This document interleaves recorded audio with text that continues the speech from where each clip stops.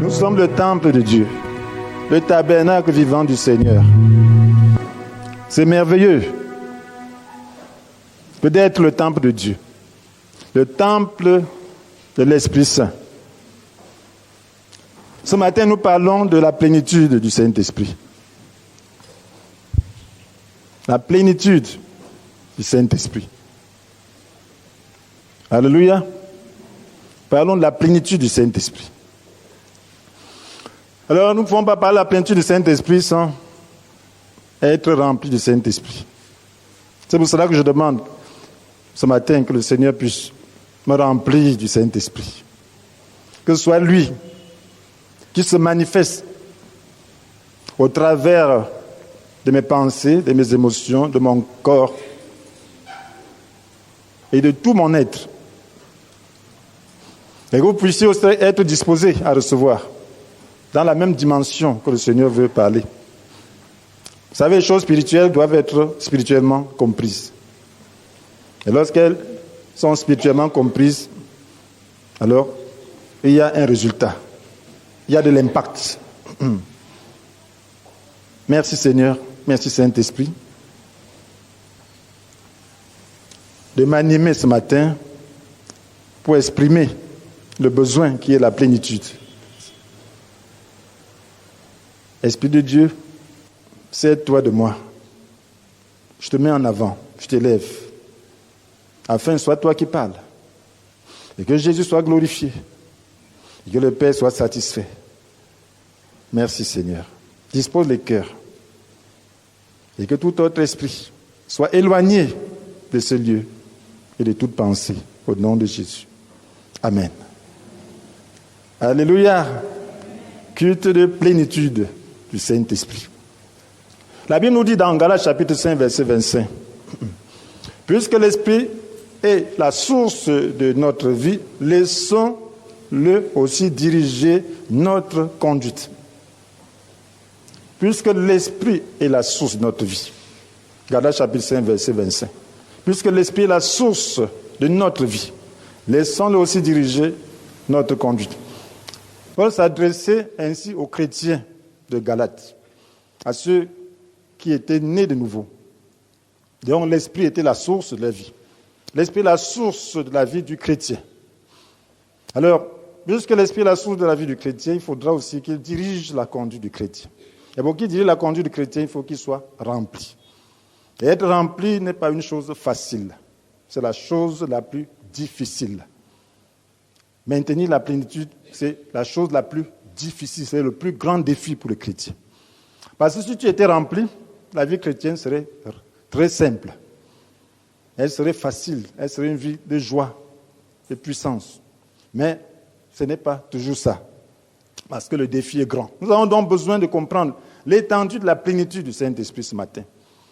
Nous avons besoin de savoir donc comment vivre dans l'état de plénitude, comment permettre à ce que le Saint-Esprit nous remplisse toujours, continuellement. Et nous allons utiliser une analogie que Dieu m'a donnée pour que nous puissions comprendre. Parce qu'en réalité, la vérité, c'est quelque chose d'infini. La vérité, c'est Christ. Et lorsqu'on parle d'un même sujet, on peut parler de différentes manières pour pouvoir cerner. Et chaque fois qu'on parle de cette même vérité, on touche un aspect et on va encore plus profondément, pour que cela puisse être pratique, pour qu'on puisse être en mesure de manifester cette vérité. Lorsqu'on parle de plénitude du Saint-Esprit, certains penseraient que c'est beaucoup. Non, ce n'est pas beaucoup. Toute la vie, on va parler de ça. Parce que nous avons besoin tous les jours. Et voilà pourquoi, et ce n'est que la parole qui communique la foi, c'est la parole qui permet à ce que la puissance de Dieu puisse se manifester dans nos vies. Et si on ne parle pas d'un sujet, alors on n'aura pas de foi par rapport à ce sujet. Voilà pourquoi l'ennemi fait qu'on ne parle pas du sujet. Ce n'est pas juste une connaissance intellectuelle. Tu ne peux pas dire que voilà, je connais déjà 1 plus 1 font 2. Ce n'est pas ça. La vérité, c'est l'esprit. La parole de Dieu est esprit et vie. Cela veut dire que tout le temps que tu as besoin de plénitude, tu as besoin d'écouter cette parole pour qu'elle puisse être vivante en toi, pour manifester ce que tu veux, pour manifester ton besoin. Voilà comment est la parole de Dieu. Donc ce matin, nous allons utiliser une analogie que le Seigneur m'a donnée pour pouvoir un peu retenir peut-être la compréhension pour pouvoir comprendre tout le temps. Parce que si tu penses à ça à tout moment, peut-être, ça peut te permettre d'avoir une attitude qui soit bien par rapport à la plénitude. Vous voyez, l'analogie, c'est par rapport à la vie naturelle. Lorsqu'on regarde la création de Dieu, elle est vraiment merveilleuse. Il y a les êtres aquatiques, il y a les êtres aérobiques comme nous, qui vivons dans l'air. Et il y a une chose qui caractérise les êtres vivants. Quelle est cette chose? La respiration. Tout être vivant respire, même les plantes respirent. Et cette respiration consiste en une chose, nous allons simplifier, je ne suis pas en train de donner un cours de biologie, je suis en train de juste dire quelque chose qui va nous permettre de comprendre ce que c'est que la plénitude du Saint-Esprit, que nous puissions avoir un schéma qui nous permette de nous rappeler. Donc vous voyez, la respiration consiste en quoi? La respiration, c'est absorber de l'oxygène et rejeter le gaz carbonique. Voilà l'essentiel. Absorber l'oxygène et rejeter le gaz carbonique. Le gaz carbonique est toxique pour le corps, c'est le déchet. Vous voyez, le corps a des milliers de réactions chimiques. Et les combustions, le gaz carbonique donc s'échappe et remplit dans le corps. Il faut maintenant enlever ça. C'est le sang qui permet donc d'acheminer ça vers le poumon et puis avoir l'échange par la respiration. Les êtres aquatiques, ils ont des branchies, n'est-ce pas, des poissons. Donc, parce qu'ils n'ont pas les poumons comme nous. Donc, c'est le contact avec l'eau qui leur permet d'absorber l'oxygène. Parce que l'oxygène est dissous dans l'eau. Donc, l'oxygène est important. Et nous respirons avec les poumons. C'est le contact avec l'air donc, qui permet que nous puissions absorber l'oxygène et rejeter le gaz carbonique. Donc, cet oxygène donc, est important. Pourquoi? Si vous cessez de respirer, on dit que vous allez mourir par asphyxie, n'est-ce pas? Amen. Ça veut dire que la respiration est au centre même de la vie. Parce que ça fait des échanges gazeux. Et c'est important que nous comprenions cela. Et ceci veut dire simplement que l'oxygène est important.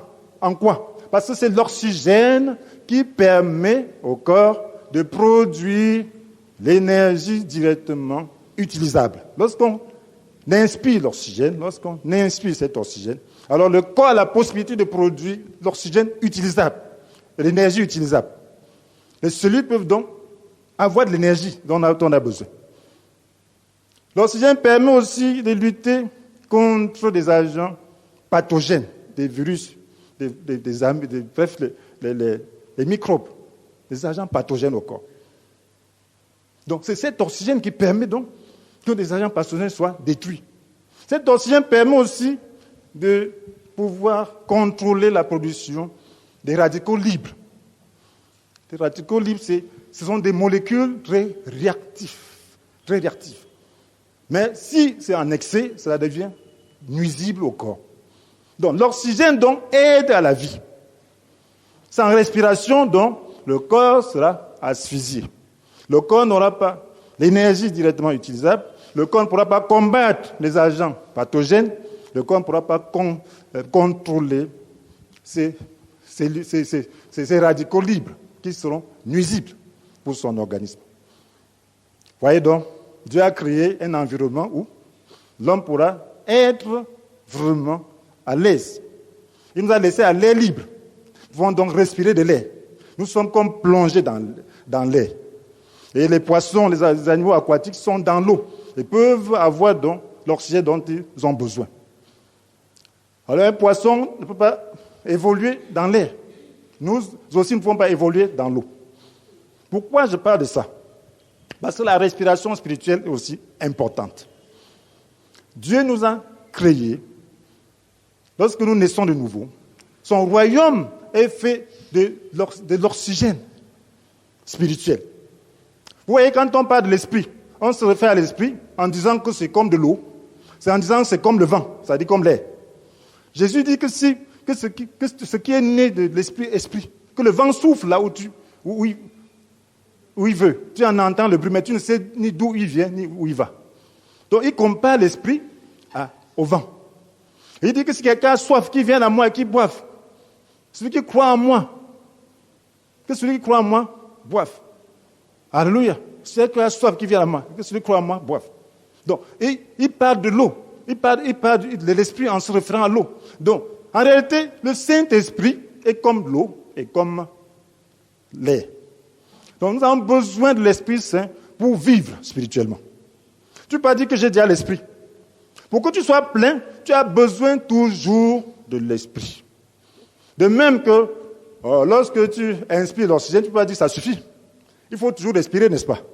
Il faut être dans un environnement où tu as de l'air pur. Parce que l'air constitue peut-être 21% d'oxygène. Et il faut être dans l'eau, il faut aussi que l'eau ait une bonne composition. Donc il faut être dans un environnement, il faut toujours respirer. Parce qu'il y a toujours un besoin, il y a toujours le déchet qui se rejette. Donc nous avons toujours un défi. Le Saint-Esprit que nous inspirons, alors travaille. Si nous recevons le Saint-Esprit, c'est le Saint-Esprit qui permet à ce que nous puissions avoir l'énergie spirituelle. Nous avons dit que l'oxygène permet à ce que les cellules puissent avoir l'énergie directement utilisable. Lorsque tu as le Saint-Esprit, donc, tu as l'énergie spirituelle directement utilisable. Amen. Oui, sauf que tu n'as pas la plénitude, tu n'auras pas la possibilité. Tu vas voir des chrétiens trop faibles, parce qu'ils n'inspirent pas. Ils n'inspirent pas l'Esprit. Vous voyez, la Bible nous dit dans Romains chapitre 14, verset 17, que le règne de Dieu ne consiste pas à réglementer le manger, le boire. Ça dit, ce n'est pas les règles. On a beau donner des règles, mais si tu n'as pas les moyens pour accomplir ces règles, ça sert à quoi? Ça te condamne plutôt. Ça ne consiste pas à réglementer le manger, le boire, mais par l'Esprit. Alléluia. Par l'Esprit. À nous rendre justes et à nous donner la paix et la joie. Par l'Esprit. L'Esprit est l'atmosphère du royaume de Dieu. L'Esprit, c'est l'air du royaume de Dieu. L'Esprit, c'est l'eau de l'océan de Dieu, spirituel. Donc, ce qui fait que si tu n'as pas l'Esprit, tu ne pourras pas être juste. Consiste à nous rendre juste par l'Esprit, ce n'est pas par tes efforts. Donc, il faut de l'énergie. Lorsque tu absorbes l'Esprit, cela produit l'énergie nécessaire pour te rendre juste, pour combattre le mal en toi. On ne combat pas le mal par ses efforts. Les efforts sont importants dans un début, mais tu vas te rendre compte que les efforts-là ne suffisent pas. Ça va t'épuiser. Tu as besoin, les efforts, c'est davantage pour pouvoir être rempli. Les efforts, c'est davantage pour pouvoir recevoir la plénitude.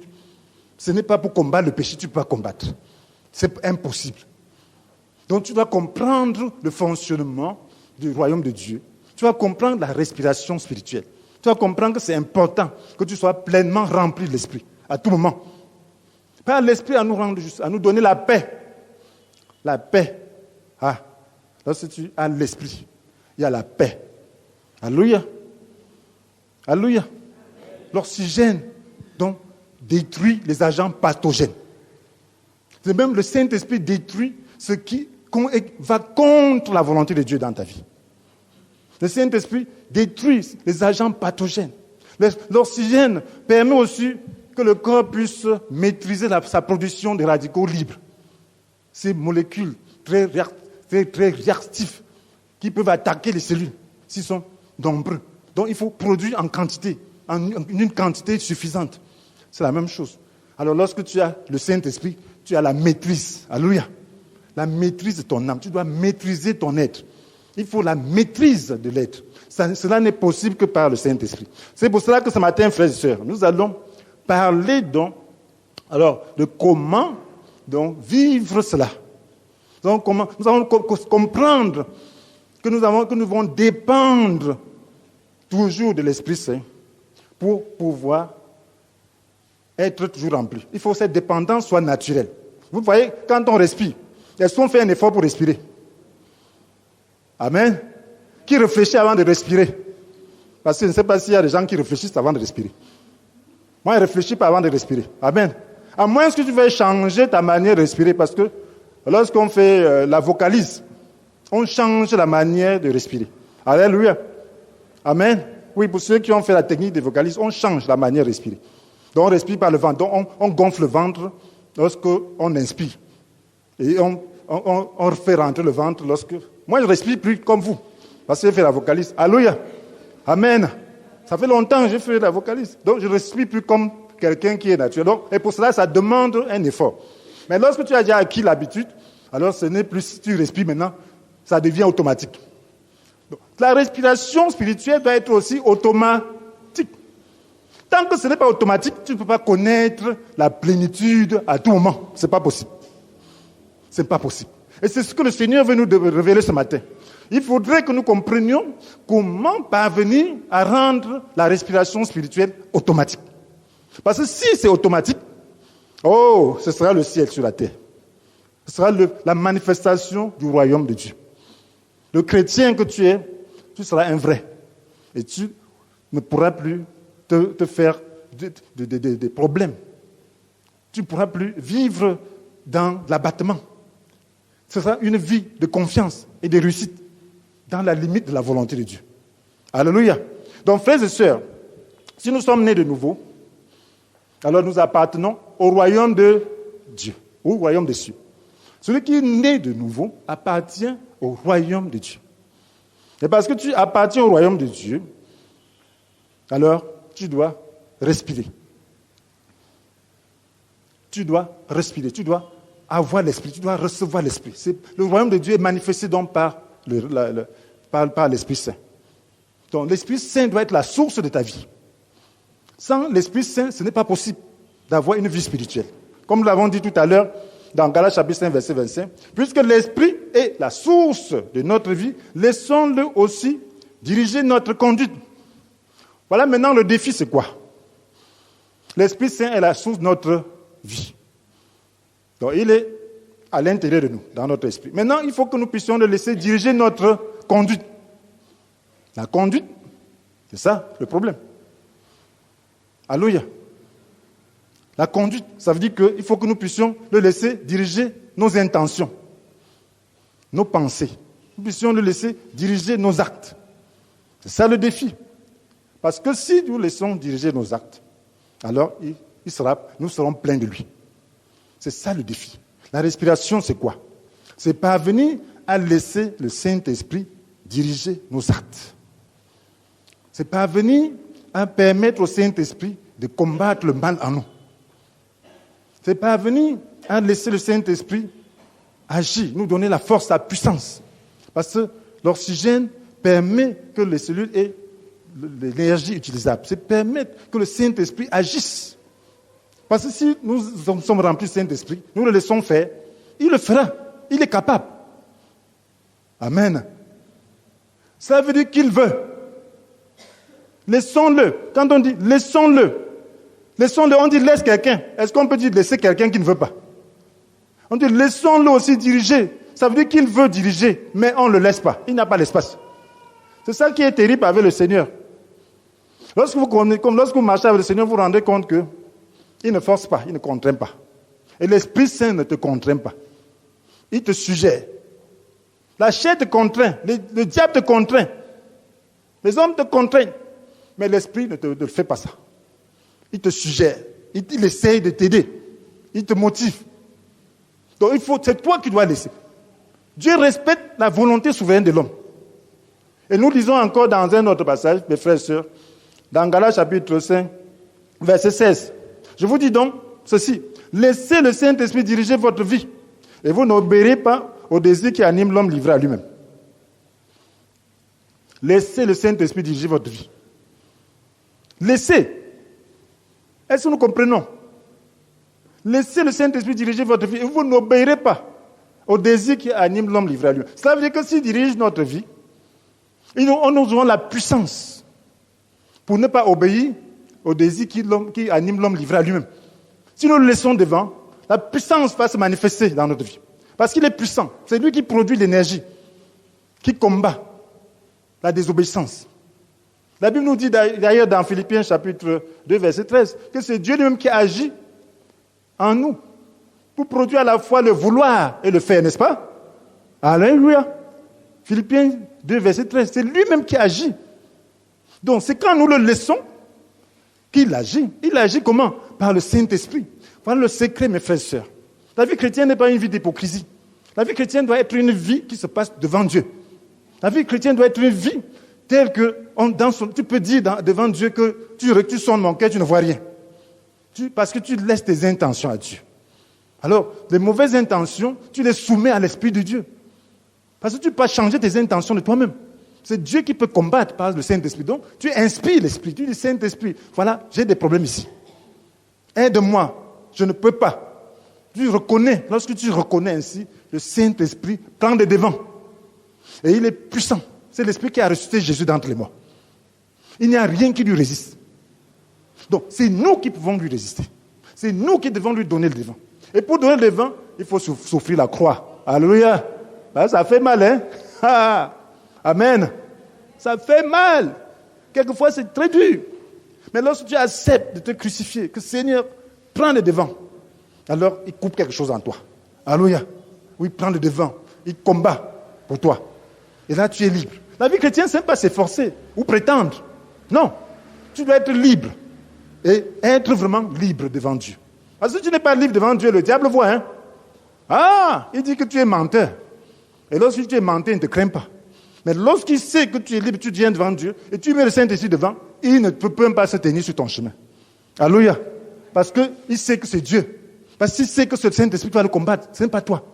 Donc voilà le secret, mes frères et sœurs. Il continue de dire, ne vous enivrez pas, Ephésiens 5, verset 18. Ne vous enivrez pas de vin. Ephésiens 5, verset 18. Ne vous enivrez pas de vin.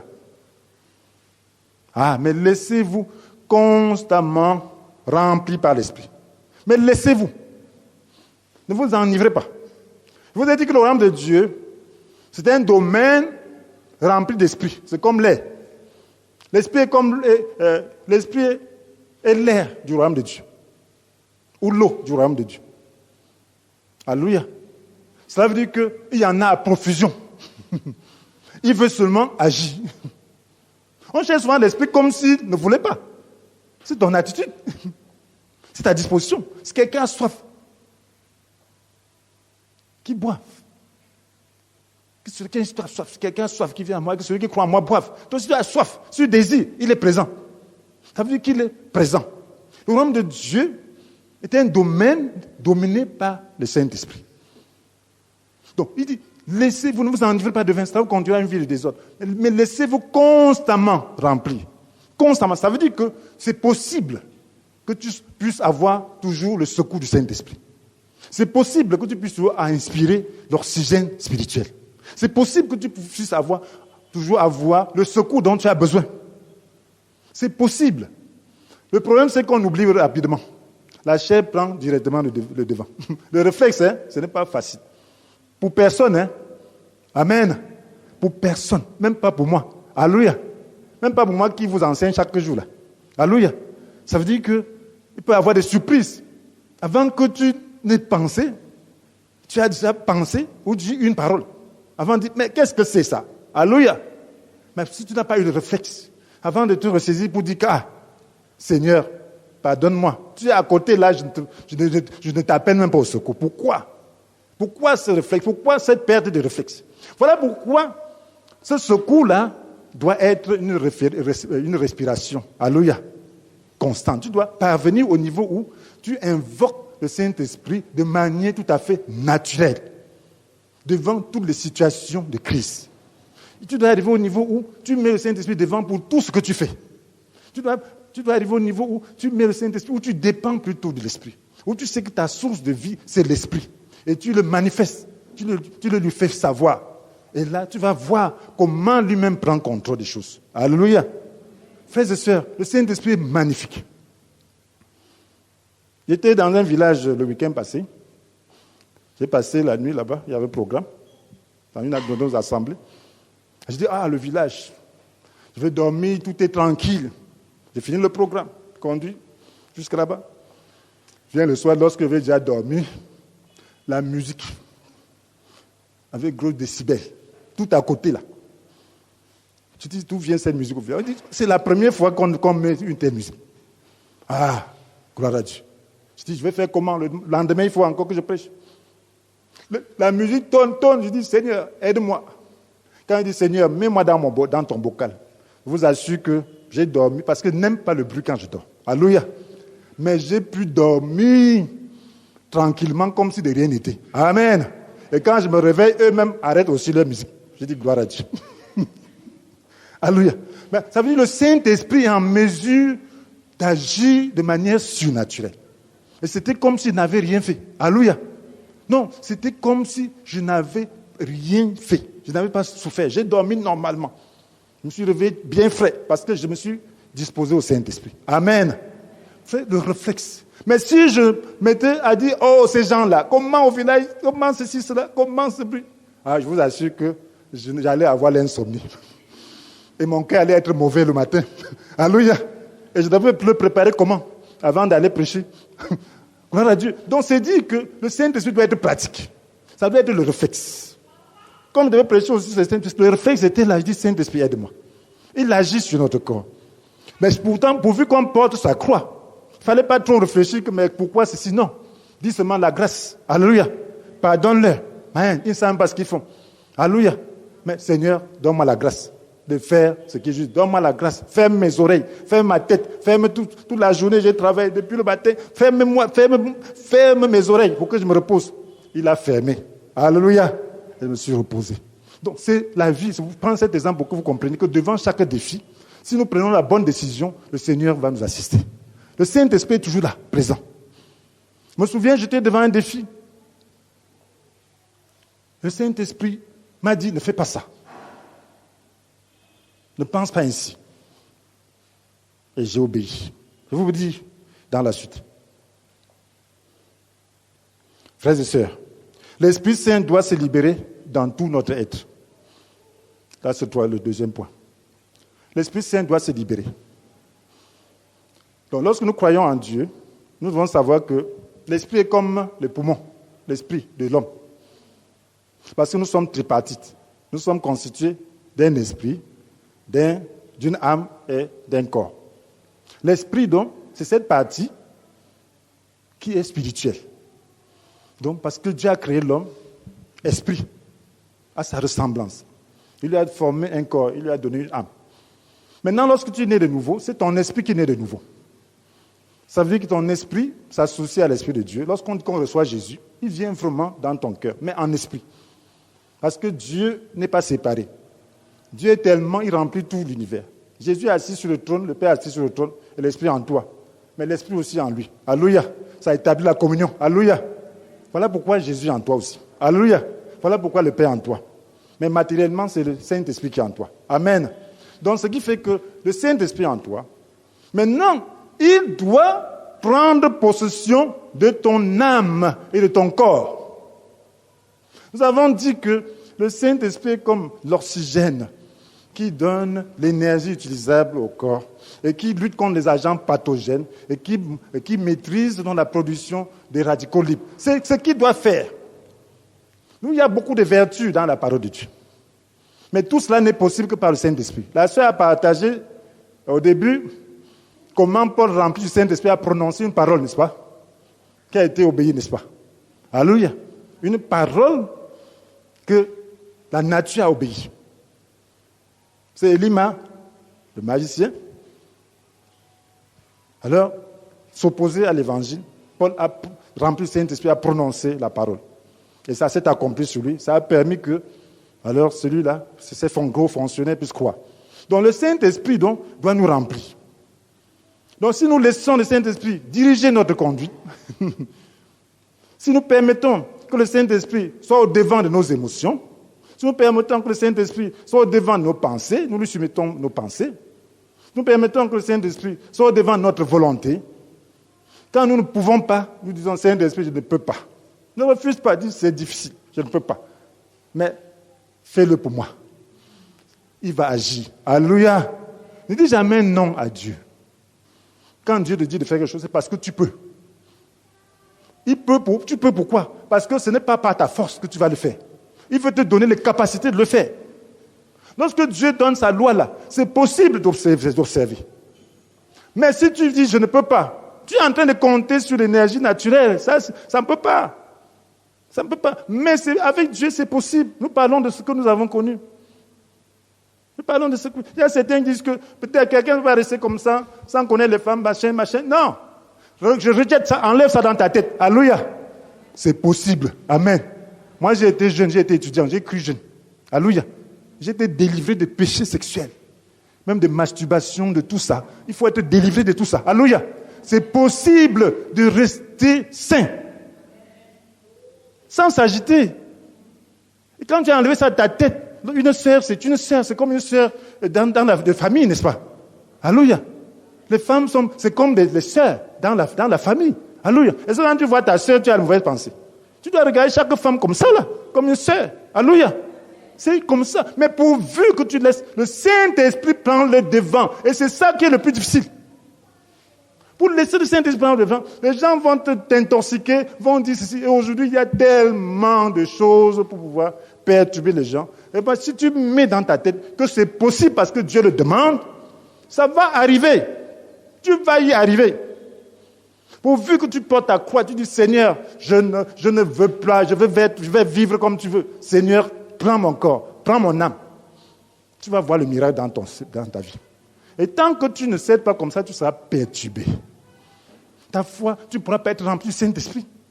Tu ne peux pas. Parce que le Saint-Esprit est en train de combattre et tu ne le laisses pas.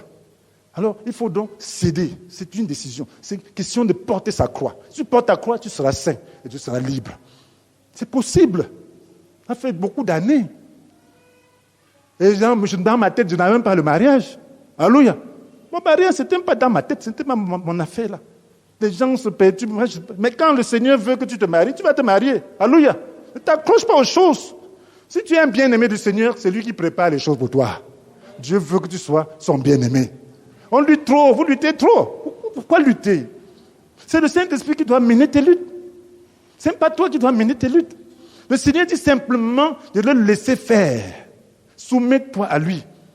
Alors si tu le laisses faire, si tu permets qu'il puisse gouverner tes pensées, lorsque les mauvaises pensées viennent, Seigneur, Saint-Esprit, pardon, je ne sais pas d'où viennent ceci, prends possession de mes pensées. Alléluia. Les mauvaises émotions, Seigneur, pardon, je ne veux pas. Je ne sais pas comment les gens vivent avec les mauvaises émotions. Hein. Comment quelqu'un peut vivre avec la haine? C'est que tu m'as mis en enfer. Hein? Moi, il ne peut pas accepter. Parce que les germes pathogènes, là, la haine, là, il faut que le Saint-Esprit s'attaque à ça. Amen. Et le diable va te provoquer. Il va faire que les gens te manifestent de l'injustice. Tout ça, c'est pour provoquer. Inspire de l'Esprit. Amen. Inspire de l'Esprit pour être au-dessus. Ne te laisse pas blesser. Et si tu t'es blessé, laisse que le Saint-Esprit puisse libérer son oxygène pour te guérir, pour te libérer. Et tu vas voir la suite. La Bible nous dit, mes frères et sœurs, très clairement, la Bible nous dit, dans Romains chapitre 8, verset 11, « Et si l'esprit de celui qui a ressuscité Jésus d'entre les morts habite en vous, celui qui a ressuscité le Christ d'entre les morts rendra aussi la vie à votre corps mortel par son esprit qui habite en vous. » Amen. Romains chapitre 8, verset 11. « Et si l'esprit de celui qui a ressuscité Jésus d'entre les morts habite en vous, celui qui a ressuscité Jésus, le Christ d'entre les morts rendra aussi la vie à votre corps mortel par son esprit qui habite en vous. » Ça veut dire que ça doit commencer au niveau de l'esprit. Donc, lorsque nous naissons de nouveau, l'esprit est en nous, au niveau de l'esprit. Pendant que nous lui cédons, si nous lui cédons nos pensées, nous lui cédons nos émotions, nous lui cédons notre volonté, voilà comment il remplit, il prend l'espace. Il ne prend pas l'espace qu'on ne lui a pas concédé. Hein. Alléluia. Il prend l'espace, voilà pourquoi on dit rempli. On dit rempli, ça veut dire qu'il doit être aussi présent dans le corps. Est-ce que vous savez qu'il est présent dans le corps? Alléluia. Il doit être diffusé dans le corps. Voyez, la nature. Amen. Lorsque le sang vient là, il y a échange gazeux. Le sang rejette au niveau des poumons le gaz carbonique. Il aspire maintenant l'oxygène. Est-ce que cet oxygène reste seulement dans les poumons? Cet oxygène se propage dans tout le corps, n'est-ce pas? Amen. Le sang transporte ça dans tout le corps. Le Saint-Esprit va aussi te remplir dans tout ton corps. Alléluia. Amen. Je vous assure que les premiers chrétiens, lorsque quelqu'un était malade, on disait que peut-être il a péché. Alléluia. Oui, on ne pensait pas qu'un chrétien doit être malade. Alléluia. Parce que c'était une réalité vivante. Oui, parce que le Saint-Esprit doit être administré dans notre corps. Mais aujourd'hui, c'est parce que le Saint-Esprit, la plénitude du Saint-Esprit n'est pas une réalité. Je ne dis pas que quelqu'un peut être malade, que quelqu'un peut prendre le remède, mais je dis, c'est pour dire que le Saint-Esprit doit rendre la vie à notre corps mortel. Alléluia. Il doit se répandre. Quand le Seigneur dit que quand vous prendrez des breuvages mortels, ça ne vous fera pas de mal. Et ça, c'est quelque chose de spirituel seulement. Tu prends le breuvage mortel, ça va dans ton esprit. Et ça, ça attaque plutôt ton corps. Et qu'est-ce qui fait que ça ne te fasse pas du mal? Parce qu'il y a l'oxygène qui combat les agents pathogènes, n'est-ce pas? Et c'est où? C'est dans ton corps, n'est-ce pas? Ça veut dire que le Saint-Esprit. Bon, je vous assure qu'on ne reçoit que ce qu'on croit. Alléluia. Si vous ne croyez pas que c'est possible, ça n'arrivera pas. Mais quand le Seigneur dit quelque chose, on doit croire. Ça veut dire que le Saint-Esprit vient en toi. Lorsque tu lui cèdes, il prend possession de ton corps. Et nous voyons ça souvent pour nous qui servons le Seigneur. Il y a un moment où nous passons des nuits blanches, mais c'est comme si on n'a pas passé la nuit blanche. Pourquoi? Alléluia. Vous pensez que c'est naturel? Alléluia. Alléluia. Il y a un moment qu'on sert du matin au soir. Sans repos. Et on conduit même. Alléluia. On vient, on mange, on dort normalement. Vous pensez que c'est naturel? Ce n'est pas naturel. Si tu sais de ton énergie, tu vas te cheminer. Alléluia. Tu ne peux pas. Donc ça veut dire que, mes frères et sœurs, l'Esprit Saint doit descendre dans ton corps. Et c'est quand tu lui permets de le faire. C'est quand tu lui permets de faire cela que c'est possible. Donc, c'est possible, nous devons aspirer à cela. Lisons encore dans Ésaïe 40. Très intéressant. Ésaïe 40, versets 30 et 31. Qu'est-ce que la Bible nous dit? Les jeunes gens se lassent et s'épuisent. Les jeunes gens, les jeunes gens représentent quoi? La force, n'est-ce pas? Les jeunes gens se lassent et s'épuisent. Même des robustes gaillards tombent. Mais ceux qui comptent sur l'Éternel renouvellent leur force. Ils prennent leur envol comme des jeunes aigles. Sans se lasser, ils courent. Ils marchent en avant et ne s'épuisent pas. Ceux qui comptent sur l'Éternel sont plus forts que les jeunes gens.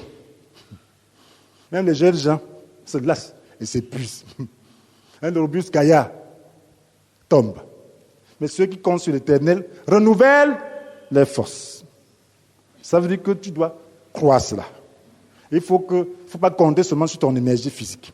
Lorsqu'on sert Dieu, on ne doit pas compter sur son énergie physique seulement. On doit compter sur Dieu. Et si nous vivons pour Dieu. Donc quand tu te lèves le matin, recherche l'énergie de Dieu. Recherche l'énergie du Saint-Esprit. Le travail que tu fais là, tu fais pour Dieu. Quand tu crois déjà tout ce que tu fais, tu n'as plus de vie, tu appartiens au Seigneur. Alléluia. Nous sommes le temple du Seigneur. Ce qui fait que tu vas te lever, tu médites, tu dis Seigneur, donne-moi la force dans tout ce que je vais faire aujourd'hui. Et lorsque tu vas demander cela, il va donner une énergie surnaturelle. Si tu crois vraiment, si tu es un étudiant, demande-le cela. Il va contrôler tes circonstances. Il va te donner la mémoire. Tu dis Seigneur, je n'aime pas la mémoire. La matière où tu es vraiment bête, tu dis Seigneur, aide-moi. C'est trop dur. Il va t'aider. Tu vas voir la grâce de Dieu dans ta vie. Si tu le fais de tout ton cœur. Donc, mon frère, ma soeur, le Saint-Esprit doit prendre possession de notre être. Voilà pourquoi nous parlons de la guérison. La guérison, c'est que le Saint-Esprit agit dans notre être. Et le chrétien doit vivre plutôt la santé. Le chrétien doit résister à la maladie. Le chrétien doit rechercher la plénitude à tout moment. Et puis résister. Dire que la maladie ne doit pas dominer le temple de Dieu. Voilà la grâce que le chrétien doit avoir. Alléluia. Mes frères et sœurs, pour terminer nous allons terminer par une troisième partie. Pour demeurer dans l'état de plénitude, on doit éviter d'attrister le Saint-Esprit. C'est très important. Si tu veux demeurer dans l'état de plénitude, tu dois éviter d'attrister le Saint-Esprit. Et c'est le fait d'attrister le Saint-Esprit qui fait problème aux croyants maintenant. On attriste comment la Bible nous dit dans Éphésiens chapitre 4, verset 30. N'attristez pas le Saint-Esprit de Dieu, car par cet esprit, Dieu vous a marqué de son sceau comme sa propriété pour le jour de la délivrance finale. N'attristez pas le Saint-Esprit de Dieu. Car par cet Esprit, Dieu vous a marqué de son sceau, comme sa propriété pour le jour de la délivrance finale. Donc l'Esprit est comme un marquage. Tu es la propriété de Dieu. Et si tu es la propriété de Dieu, rien ne va toucher. Amen. Amen. Il est temps qu'on prie vraiment. Il est temps que tu pries vraiment pour être la propriété de Dieu en réalité. Pour que l'Esprit domine ton être. Pour que l'Esprit soit dans ton corps. Nous chantons, je te veux dans mon corps, je te veux dans mes pensées. Est-ce que c'est pas l'amusement, hein? Alléluia. Je te veux dans mon corps, je te veux dans mes pensées. Je te veux dans tout mon être. Ça veut dire que le Saint-Esprit doit être présent dans ton corps. Lorsqu'on impose les mains là, vous pensez que ça vient d'où? Le Saint-Esprit traverse le corps, n'est-ce pas? Amen. Il traverse. Il doit être dans le corps. Même l'ombre de Pierre guérissait. Parce que le Saint-Esprit est là, il rayonne. Sa gloire doit se manifester. Comme le temple, il y avait la gloire, le tabernacle, il y avait la gloire qui se manifestait par la nuit, le jour, et puis la colonne de feu la nuit. Mais le Saint-Esprit était dans le lieu très saint, mais sa gloire se manifestait. Donc la gloire de Dieu doit se manifester dans son temple, c'est-à-dire dans le corps. Alléluia. Oui, nous devons être glorieux. Dieu doit manifester sa gloire dans nos corps. Nous devons réclamer cela. Nous devons permettre à ce que le Saint-Esprit agisse pour nous délivrer. Donc maintenant, nous ne devons pas l'attrister. Nous l'attristons comment? Lorsque Paul parle de ce passage, la suite nous dit un peu en quoi consiste cette façon de faire contre le Saint-Esprit qui l'attriste. Alors, qu'est-ce qu'il dit? Il continue en disant amertume, irritation, colère, éclat de voix, insulte. Ah, voilà les choses qui l'attristent. Faites disparaître tout cela du milieu de vous, ainsi que toute forme de méchanceté. Soyez bons et compréhensifs les uns envers les autres. Pardonnez-vous réciproquement, comme Dieu vous a pardonné en Christ. Voilà les choses qui l'attristent. Manque de pardon, amertume, éclat de voix. Ça l'attriste. Le Saint-Esprit n'aime pas ça. Le Saint-Esprit aime la bonté. Le Saint-Esprit manifeste toutes ces qualités-là de 1 Corinthiens 13. La patience, l'amabilité, et tout ça. La bonté. Il n'aime pas l'orgueil, l'envie. Le Saint-Esprit n'aime pas ça. Il n'aime pas qu'on se fasse valoir. Ainsi de suite. Tout ça, il n'aime pas. Donc, en gros, on attire le Saint-Esprit en laissant la chair prendre le dessus sur lui, dans le combat qu'il livre contre le Saint-Esprit. Nous savons, dans Galates chapitre 5, nous avons lu au verset 16, je dis donc ceci, laissez le Saint-Esprit diriger votre vie et vous n'obéirez pas aux désirs qui animent l'homme livré à lui-même. Car ces désirs sont diamétralement opposés à ceux de l'esprit. Les désirs de l'homme livré à lui-même, c'est-à-dire de la chair, sont diamétralement opposés à ceux de l'esprit. Et l'esprit qui a des désirs qui sont à l'opposé de ceux de l'homme livré à lui-même. Les deux sont opposés l'un à l'autre. Donc l'esprit s'oppose à la chair. Notre volonté charnelle s'oppose à celle de l'esprit. Et lorsque nous permettons que ce soit la chair qui domine sur le Saint-Esprit, il s'attriste. Il recule. Alors il ne se manifeste pas. Il ne peut pas remplir tout notre corps. Lorsque vous prenez des décisions, vous prenez parti pour la chair, je vous assure, vous attristez le Saint-Esprit. Même dans une discussion, même que ce soit dans la famille, même dans la société, lorsque les gens se disputent, vous prenez parti charnellement, vous attristez le Saint-Esprit. Parce que Dieu est juste et le Saint-Esprit est juste. Alléluia. Vous êtes là pour apporter la paix. Vous êtes là pour vous élever. La subjectivité n'est pas spirituelle. C'est charnel. On doit être objectif, on doit s'élever au-dessus des partis. On ne doit pas prendre position, même si c'est mon épouse qui a tort dans une partie, dans une chose. Je ne veux pas prendre son parti. Ça ne veut pas dire que je vais être contre elle, non. Je vais m'élever pour dire que non. Ici, là, maman, c'est pas bon. Alléluia. Oui, je ne dois pas seulement dire, je dis que non, ici, là, c'est pas bon. Alléluia. Fais plutôt comme ça, fais plutôt comme ça. C'est ça, être spirituel. Vous pouvez commencer à dire seulement que, comme mon épouse, il y a des gens, il faut lancer. Non, ça c'est la chair. Le Saint-Esprit n'aime pas ça. C'est que tu n'es pas spirituel. Même si c'est ton propre enfant qui dispute avec un autre, tu dois dire la vérité à cet enfant-là. Alléluia. Tu ne dois pas juste dire que non, tu n'as rien fait. Non, ça c'est la chair. Même dans l'église, quelqu'un fait des choses charnelles, vous vous alignez derrière lui. Ça c'est, vous attristez le Saint-Esprit. Alléluia. Il vous manipule, vous vous alignez. Ça c'est des histoires. Sauf que vous croyez, vous ne savez pas ce que vous faites. Un homme rempli du Saint-Esprit ne recherche que la vérité. Un homme rempli du Saint-Esprit ne soutient que ce que l'Esprit soutient. Un homme rempli du Saint-Esprit soutient. Il aime tout le monde. Il est bon envers tout le monde. Mais il est catégorique. Il est avec le Saint-Esprit. Il n'est pas avec la chair. Il y a des gens qui sont avec la chair. Non. On doit être bon avec les hommes. Mais concernant le salut, on doit savoir choisir Dieu. Pas avec colère, on doit être bon même envers les opposants. Mais on ne doit pas faire ce qu'eux veulent faire dans la chair. Non. On doit faire ce que Dieu veut. Et dans la vie, c'est comme ça. Il faut savoir dire non avec politesse. Alléluia. Avec douceur et amour. Mais savoir être un avec l'esprit. Ce n'est ni l'orgueil, ni l'entêtement, mais c'est la vie naturelle, c'est la respiration naturelle du chrétien. Si tu ne veux pas attrister le Saint-Esprit, tu dois vivre comme ça. Et là, tu seras toujours plein de lui. Lorsque tu prends cette décision qui est spirituelle, il va te remplir. Et tu pourras aider les gens. Tu pourras aider, être utile dans la société. Parce que Dieu est souverainement saint. Souverainement saint, ça veut dire que la sainteté est comme le courant électrique, comme je dis aux gens. Même celui-là qui a inventé l'électricité, s'il vient toucher à la haute tension, ça va le tuer. Cela veut dire que c'est comme ça la sainteté de Dieu. Ça ne discrimine personne. Que tu sois apôtre, que tu sois évêque, que tu sois jeune converti, que tu sois ceci. Lorsque tu touches, ça te frappe. C'est une norme qui n'est pas sentimentale.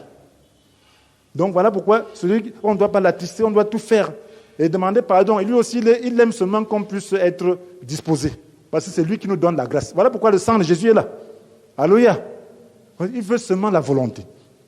Frères et sœurs, souvenez-vous, lorsque le peuple de Dieu est sorti du désert d'Égypte, Dieu leur a promis la terre où découlait le lait et le miel. Mais il fallait passer par le désert. Vous allez vous rendre compte que dans le désert, il y avait des défis. Le désert représente le monde dans lequel nous sommes, en attendant notre enlèvement. Et dans ce monde, nous avons des défis. Et plus le temps se rapproche, plus le défi est grand. Vous voyez, maintenant, le péché essaie d'envahir le monde. L'Église est envahie par toutes sortes de doctrines et de comportements. Maintenant, c'est comme un désert, si c'est désert. Maintenant, le défi est là. Il faut avoir une attitude. Il y avait 2 personnes qui avaient une attitude différente des autres. Il y avait Josué et Caleb. Devant chaque défi, le peuple se plaignait. Vous connaissez tous cette histoire. Le peuple se plaignait, pourquoi tu nous as fait sortir du pays où il y avait beaucoup de bonnes choses? Est-ce que c'était pour venir nous faire mourir dans le désert? Ainsi de suite. Mais il y a 2 personnes qui vivaient dans les mêmes conditions, mais qui ne se plaignaient pas. C'était Josué et Caleb. Est-ce qu'ils ne vivaient pas dans les mêmes conditions? Mais ils n'attristaient pas le Saint-Esprit. Ceux qui se plaignaient attristaient le Saint-Esprit. Le Saint-Esprit n'agissait pas dans les vies. Le Saint-Esprit était présent, prêt à agir dans les vies. Ceux qui se plaignaient ne recevaient pas sa grâce. Josué et Caleb recevaient sa grâce. Et pour ces raisons, Josué a été successeur de Moïse. Il a fait entrer le peuple dans la terre promise. Pour ces raisons, Caleb, à 85 ans, était aussi robuste qu'il était à 40 ans. Il a dit à Josué que lui veut la portion que Dieu lui avait donnée, il y a 45 ans. C'est une portion difficile. Il dit qu'il est toujours plein de vitalité, comme il y a 45 ans de cela. Pourquoi? Parce qu'il était toujours animé par le Saint-Esprit. Les autres ont péri dans le désert. Pourquoi? Parce qu'ils attristaient le Saint-Esprit. Et lorsque tu attristes le Saint-Esprit, au lieu qu'ils combattent pour toi, ils te combattent plutôt. C'est ce que la Bible nous dit. Dieu avait dit à un prophète, ne tremble pas devant eux, parce que si tu trembles, je vais te faire trembler. Donc le Saint-Esprit peut plutôt te combattre. Il a combattu Ananias et Saphira, non? Alléluia. Mais lisons. Ésaïe 63, verset 6. Mais eux, ils se sont rebellés et ils ont attristé son Esprit Saint. Dès lors, il s'est changé pour eux en ennemi. Il les a combattus. Ésaïe 63, verset 6. Il s'est changé en ennemi. Ça, c'est le peuple d'Israël qui est venu sur son territoire. Avec des rois, ils ont commencé à attrister le Saint-Esprit par les idoles et tout. Au lieu que le Saint-Esprit maintenant les protège, il les a livrés à leurs ennemis. C'est comme ça, si tu respectes pas le Saint-Esprit, il te livre. Parce qu'en réalité, tu n'as aucune force contre l'ennemi. Hein? Alléluia. Amen. Donc la plénitude du Saint-Esprit doit être recherchée. Cela doit être une vie. La respiration. Qu'est-ce que nous avons entendu par respiration? La respiration, c'est laisser le Saint-Esprit diriger notre vie. La respiration, c'est accepter que le Saint-Esprit gouverne notre vie. C'est ça la respiration. C'est le laisser agir en nous. Donc nous devons faire de cela une vie. Cela doit être naturel pour nous. Si ça devient naturel, la Bible dit tous ceux qui feront appel au Seigneur seront sauvés. Tous ceux-là. Si ça devient naturel, nous allons voir que nous serons toujours remplis du Saint-Esprit. Et nous ne l'attristerons pas. Et une fois que nous avons attristé, nous devons nous repentir. Parce que le sang de Jésus est là à cet effet. Dieu sait de quoi nous sommes faits. Pour y parvenir, il faut beaucoup d'exercices. Et on va beaucoup échouer. Mais on doit compter sur le sang du Seigneur. Parce que la Bible nous dit que si nous reconnaissons nos péchés, il est fidèle et juste. Par conséquent, il nous pardonne nos péchés et nous purifiera de tout le mal que nous avons commis. 1 Jean chapitre 1, verset 9. Amen. Donc si tu échoues, ne fais pas de ça une fin. Ne dis pas que c'est fini pour toi. Alors, donne-toi un but. Dis-toi, je vais parvenir à respirer normalement, de manière automatique. Ça se cultive. Pour changer la respiration, j'ai dû cultiver. Pour changer la manière de respiration, il fallait cultiver, il faut faire des efforts. Mais beaucoup de chrétiens font des efforts dans le mauvais sens. Tu dois faire les efforts plutôt pour dépendre de l'esprit. Tu dois faire des efforts tu dois prier. Pas pour t'accaparer les choses, mais pour être comme Dieu veut. Alléluia. Et là, maintenant, quand tu vas prier pour avoir les choses, ça va marcher. Tu seras éclairé dans ta pensée. Tu vas même savoir si Dieu est dans ce que tu fais ou s'il ne l'est pas. Parce que ça ne sert à rien d'importuner Dieu quand tu sais que ça ne va pas donner. Alléluia. Donc, et c'est le Saint-Esprit qui te permet de découvrir ça pendant que tu pries. Mais si tu n'es pas rempli, lui, tu ne sauras pas. Donc, nous devons ainsi cultiver la dépendance envers l'Esprit, de sorte à ce que nous prenions toujours son côté dans tout conflit qui l'oppose à la chair, afin qu'il nous imprègne entièrement et nous fasse bénéficier de toute sa grâce dans nos esprits, nos âmes, nos corps et nos vies entières. Réussir cela, c'est appartenir entièrement au royaume de Dieu dès ici-bas. Si tu réussis, c'est que tu appartiens pleinement au royaume de Dieu dès ici-bas. Et l'ennemi ne pourra rien. Parce que tu appartiens à notre royaume. Tu es dans une ambassade, mais dans un pays étranger. Personne ne peut pénétrer l'ambassade étrangère. Donc si tu appartiens au royaume de Dieu, étant dans ce monde, le diable ne peut pas pénétrer. C'est l'ambassade, c'est le royaume de Dieu. Amen. Donc, et toi qui n'as pas encore reçu le Christ, veux-tu le recevoir afin qu'il te marque de son sceau comme sa propriété pour le jour de la délivrance finale? Est-ce qu'il y a quelqu'un ici qui n'a pas encore reçu le Christ? Alors, est-ce que tu veux être marqué du sceau de l'Esprit pour le jour de la délivrance finale? Tu dois prier avec moi. Tu dois faire de ces mots les tiens et le faire de tout ton cœur. Tu dois dire, mon Dieu, nous sommes en prière. Mon Dieu, je suis désolé de savoir que tu es offensé par ma conduite. Et je voudrais changer. Je suis désolé de savoir que tu es offensé par ma conduite. Et je voudrais changer. Pardonne-moi pour toutes ces offenses. Aide-moi à vivre comme tu désires, par la puissance de ton Esprit Saint. Je reçois ton Fils, Jésus, dans mon cœur. Merci Jésus d'entrer dans ma vie. Amen. Amen. Une offrande d'acclamation pour tous ceux-là qui entrent dans le royaume de Dieu.